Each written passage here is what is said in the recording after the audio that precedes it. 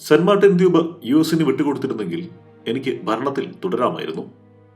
ബംഗ്ലാദേശിൽ നിന്ന് രക്ഷപ്പെടുന്നതിന് മുൻപ് രാജ്യത്തെ അഭിസംബോധന ചെയ്യാൻ മുൻ പ്രധാനമന്ത്രി ഷെയ്ഖ് ഹസീന തയ്യാറാക്കി വെച്ചിരുന്ന പ്രസംഗത്തിലെ വിവരങ്ങൾ പുറത്തായപ്പോൾ അതിലെ ഏറ്റവും ശ്രദ്ധിക്കപ്പെട്ട വാചകം ഇതായിരുന്നു: ബംഗ്ലാദേശിലെ തന്റെ ഭരണം അട്ടിമറിക്കാൻ US ഗൂഢാലോചന നടത്തിയെന്നും സെന്റ് മാർട്ടിൻ ദ്വീപുകൾ അവർക്ക് കൈമാറാത്തതാണ് അതിന് പ്രധാന കാരണമെന്നും ഹസീന ബംഗ്ലാദേശിലെ ജനങ്ങളോട് പറയാൻ ഉദ്ദേശിച്ചിരുന്നുവെന്നാണ് റിപ്പോർട്ടുകൾ. ഹസീനയുടെ ആരോപണത്തിന്റെ അടിസ്ഥാനം എന്താണ്? എവിടെയാണ് സെന്റ് മാർട്ടിൻ ദ്വീപ്? എന്താണ് അത് സംബന്ധിച്ച തർക്കം? US ആ ദ്വീപ് കൈക്കലാക്കാൻ ശ്രമിച്ചിരുന്നോ? ഇക്കാര്യങ്ങൾ നമുക്ക് വിശദമായി പരിശോധിക്കാം. ഇന്ത്യക്കും ബംഗ്ലാദേശിനും മ്യാൻമാറിനും ഇടയിൽ ബംഗാൾ ഉൾക്കടലിന്റെ വടക്ക് കിഴക്കേറ്റത്തുള്ള കുഞ്ഞൻ ദ്വീപാണ് സെന്റ് മാർട്ടിൻ. വിസ്തീർണം വെറും 3 ചതുരശ്ര കിലോമീറ്റർ മാത്രം. ബംഗ്ലാദേശിലെ കോക്സ് ബസാർ ടെക്നാഫ് മുനമ്പിൽ നിന്നും 9 കിലോമീറ്ററും മ്യാൻമാറിന്റെ വടക്ക് പടിഞ്ഞാറൻ തീരത്തു നിന്ന് 8 കിലോമീറ്റർ മാത്രം അകലെ. ബംഗ്ലാദേശിന്റെ ഏക പവിഴപ്പുറ്റ് ദ്വീപ് ഇതാണ്. 68 ഇനം പവിഴപ്പുറ്റുകളും 151 ഇനം ആൽഗകളും 234 ഇനം കടൽ മത്സ്യങ്ങളും ഉൾപ്പെടെ ജൈവ വൈവിധ്യത്തിന്റെ കലവറയാണ് ഇവിടം. ടൂറിസം വികസിച്ചതോടെ ദിവസവും ആയിരക്കണക്കിന് പേരാണ് സെന്റ് മാർട്ടിൻ ദ്വീപ് സന്ദർശിക്കാനെത്തുന്നത്. നാരിക്കൽ ജിഞ്ചിര അഥവാ നാളികേര ദ്വീപ്, ദാരുച്ചീനി ദ്വീപ് അഥവാ കറുവാപ്പട്ട ദ്വീപ് എന്നും വിളിപ്പേരുകൾ ഉണ്ട്. 3 ഭാഗങ്ങളായാണ് ദ്വീപിന്റെ കിടപ്പ്. വടക്കുഭാഗം നാരിക്കൽ ജിഞ്ചിര അഥവാ ഉത്തർപ്പറയെന്നും, തെക്കുഭാഗം ദക്ഷിൺ പറയെന്നും, നടുവിൽ ഇടുങ്ങി ഇടനാഴി പോലുള്ള ഭാഗം മധ്യപറയെന്നും അറിയപ്പെടുന്നു. ബംഗ്ലാദേശിന്റെ പ്രധാന വിനോദസഞ്ചാര മേഖല കൂടിയായ സെന്റ് മാർട്ടിൻ ദ്വീപിൽ 4000-ഓളമാണ് ആകെ ജനസംഖ്യ. നെൽകൃഷി, നാളികേരം, മീൻ വളർത്തൽ എന്നിവയാണ് ദ്വീപ് നിവാസികളുടെ പ്രധാന ജീവനോപാധി. ഇവിടെ വിളയുന്ന വസ്തുക്കൾ പ്രധാനമായും മ്യാൻമാറിലേക്കാണ് കയറ്റുമതി ചെയ്യുന്നത്. 5000 വർഷങ്ങൾക്ക് മുൻപ് ടെക്നാഫിന്റെ കരപ്രദേശത്തിനൊപ്പമായിരുന്നു ഈ പ്രദേശമെങ്കിലും പിന്നീട് കടലെടുക്കുകയായിരുന്നുവെന്നാണ് പഠനങ്ങൾ പറയുന്നത്. 450 വർഷങ്ങൾക്ക് മുൻപ് മാത്രമാണ് ഇപ്പോൾ കാണുന്ന സെന്റ് മാർട്ടിൻ ദ്വീപ് രൂപപ്പെട്ടത്. 250 വർഷം മുൻപ് 18-ാം നൂറ്റാണ്ടിൽ അറബ് വ്യാപാരികളാണ് ആദ്യമായി ദ്വീപിൽ എത്തിയത്. ദക്ഷിണ പൂർവേഷ്യയിലേക്ക് വാണിജ്യത്തിനായി പോയിരുന്ന വ്യാപാരികൾ ദ്വീപ് വിശ്രമ കേന്ദ്രം ആക്കി. ജസീറ എന്നതിന് പേരിട്ടു. അറബിയിൽ ജസീറ എന്നാൽ ദ്വീപ് എന്നാണ് അർത്ഥം. 1900-ൽ ബ്രിട്ടീഷുകാർ കോളനി സ്ഥാപിച്ചതോടെ ദ്വീപ് ബ്രിട്ടീഷ് ഇന്ത്യയുടെ ഭാഗമായി. ബ്രിട്ടീഷ് ഇന്ത്യയുടെ ചിറ്റഗോങ് ഡെപ്യൂട്ടി കമ്മീഷണറുടെ സ്മരണയിലാണ് സെന്റ് മാർട്ടിൻ ദ്വീപ് എന്ന് പേര് വന്നതെന്നും അതല്ല ക്രിസ്ത്യൻ പുരോഹിതൻ സെന്റ് മാർട്ടിന്റെ പേരാണ് ദ്വീപിനിട്ടതെന്നും 2 വാദങ്ങളുണ്ട്.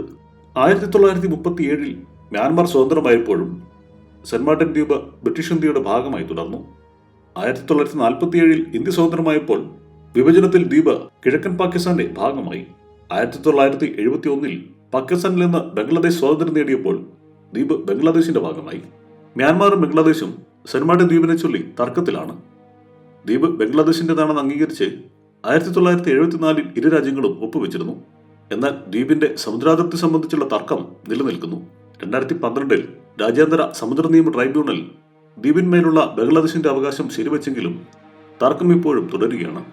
മ്യാൻമാറിലെ വിമത സൈന്യമായ അരാക്കൻ ആർമി ദ്വീപിനുമേൽ അവകാശം ഉന്നയിക്കുന്നുവെന്ന റിപ്പോർട്ടുകളും ഉണ്ട്. ആദ്യമായല്ല യുഎസിന് നേരെ ഷെയ്ഖ് ഹസീന ആരോപണങ്ങൾ ഉന്നയിക്കുന്നത്. ഖാലിദ സിയയുടെ നേതൃത്വത്തിലുള്ള ബംഗ്ലാദേശ് നാഷണലിസ്റ്റ് പാർട്ടി ദ്വീപ് യുഎസിന് വിൽക്കാൻ ശ്രമിക്കുന്നുവെന്ന് 2003-ൽ ഹസീന ആരോപിച്ചിരുന്നു. വെള്ളക്കാരായ ഒരു വിദേശ രാജ്യം ബംഗ്ലാദേശിൽ വ്യോമതാവളം സ്ഥാപിക്കാൻ ആഗ്രഹിക്കുന്നുണ്ടെന്നും അനുവാദം നൽകാത്തതിനാൽ തന്നെ പുറത്താക്കാൻ ശ്രമിക്കുന്നുവെന്നും അവാമി ലീഗിന്റെ നേതൃത്വത്തിൽ 2024 മെയിൽ നടന്ന സർവകക്ഷി യോഗത്തിൽ ഹസീന വെളിപ്പെടുത്തിയിരുന്നു. അവരുടെ ആവശ്യം അംഗീകരിച്ചില്ലെങ്കിൽ അടുത്ത തവണ തെരഞ്ഞെടുപ്പ് നടക്കില്ലെന്ന് ഭീഷണിയുണ്ടായിരുന്നു. എന്നാൽ താൻ ബംഗബന്ധു ഷെയ്ഖ് മുജിബുർ റഹ്മാന്റെ മകളാണെന്നും രാജ്യത്തെ പകുത്തുകൊണ്ട് അധികാരത്തിലെത്താൻ ആഗ്രഹിക്കുന്നില്ലെന്നും മറുപടി നൽകിയെന്നും ഹസീന പറഞ്ഞിരുന്നു. എന്നാൽ സെന്റ് മാർട്ടിൻ ദ്വീപ് സംബന്ധിച്ച ആരോപണങ്ങളെല്ലാം അസംബന്ധമെന്ന് പറഞ്ഞ് തള്ളുകയാണ് ഇക്കാലം അത്രയും US.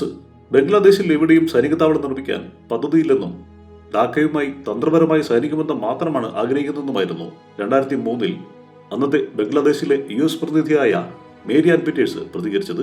നിലവിൽ ഉയർന്ന ആരോപണങ്ങളെയും US നിഷേധിച്ചിരിക്കുകയാണ്. ഇക്കാര്യത്തിൽ ഒരു ചർച്ചയും ബംഗ്ലാദേശുമായി ഉണ്ടായിട്ടില്ലെന്നും US വിദേശകാര്യ വക്താവ് മാത്യു മില്ലർ പറഞ്ഞു. വലിപ്പം കൊണ്ട് ചെറുതെങ്കിലും ബംഗ്ലാദേശിനും മ്യാൻമാറിനും നടുവിൽ തന്ത്രപ്രധാന മേഖലയിലാണ് സെന്റ് മാർട്ടിൻ ദ്വീപിന്റെ സ്ഥാനം. ബംഗാൾ ഉൾക്കടലിന്റെ പ്രവേശന ഭാഗത്തായതിനാൽ സമുദ്ര ഗതാഗതത്തെയും ചരക്ക് നീക്കത്തെയും അടുത്തുനിന്ന് നിരീക്ഷിക്കാനാകും. ഇവിടെ നിയന്ത്രിക്കുന്നവർക്ക് സുപ്രധാന സമുദ്രപാതയായ മലാക്ക കടലിനടുത്ത് തങ്ങളുടെ സാന്നിധ്യം ശക്തമാക്കാം. ചൈനയുടെ വ്യാപാര നീക്കത്തിന്റെ 80%-ലേറെയും മലാക്ക പാതയിലൂടെയാണെന്നതിനാൽ ഈ മേഖല US-ന് നിർണായകമാണ്. കോക്സ് ബസാറിൽ ചൈന നിർമ്മിക്കുന്ന തുറമുഖം ദ്വീപിന് തൊട്ടടുത്താണ്. ബംഗ്ലാദേശിലെ ചിത്തോഗ്രാമിൽ നിർമ്മാണം തുടങ്ങിയ മാർത്താരി തുറമുഖവും മാർട്ടിൻ ദ്വീപിന് അടുത്താണ്. 2027 പ്രവർത്തനം തുടങ്ങുമെന്ന് കരുതുന്ന ഈ തുറമുഖം ഇന്ത്യയുടെ വടക്കുകിഴക്കൻ സംസ്ഥാനങ്ങളുമായുള്ള വ്യാപാര ബന്ധം മെച്ചപ്പെടുത്തുമെന്നാണ് പ്രതീക്ഷിക്കുന്നത്. വിശ്വസ്ത പങ്കാളികളെ കൂട്ടുപിടിച്ച് ചൈനയെ നേരിടുന്നതിനുള്ള യുഎസിന്റെ ഇന്തോ പസഫിക് നയത്തിന്റെ ഭാഗമായും ഇത് വ്യാഖ്യാനിക്കപ്പെടുന്നു. ഇവിടെ നിന്ന് ചൈനയെയും മ്യാൻമാറിന്റെയും ബംഗ്ലാദേശിന്റെയും മാത്രമല്ല ഇന്ത്യയുടെ നീക്കങ്ങളും അടുത്തറിയാം. അതേസമയം 3 ചതുരശ്ര കിലോമീറ്റർ മാത്രമുള്ള ദ്വീപിൽ ഷെയ്ഖ് ഹസീന ആരോപിക്കുന്നത് പോലെ യുഎസിന് വ്യോമതാവളം നിർമ്മിക്കാൻ സാധിക്കുമെന്ന വലിയ ചോദ്യവുമുണ്ട്. യുഎസിന്റെ ഏറ്റവും ചെറിയ വ്യോമതാവളം പോലും ദ്വീപിനേക്കാൾ വലിയ ഭൂപ്രദേശത്താണ് ഉള്ളത്. വിമാനങ്ങൾക്ക് വേണ്ട റൺവേ, സുരക്ഷിതമായ മിസൈൽ ബേസ് തുടങ്ങിയ സൗകര്യങ്ങൾക്ക് ദ്വീപിലെ നിലവിലെ സാഹചര്യം പരിമിതമാണ്. മാത്രമല്ല താരതമ്യേന ഉയരം കൂടിയ മേഖലയായ മ്യാൻമാറിൽ നിന്നുള്ള ആക്രമണ ഭീഷണിയും ഇവിടെ വ്യോമതാവളം നിർമ്മിച്ചാൽ യുഎസിന് നേരിടേണ്ടി വരും. News desk, one nation media.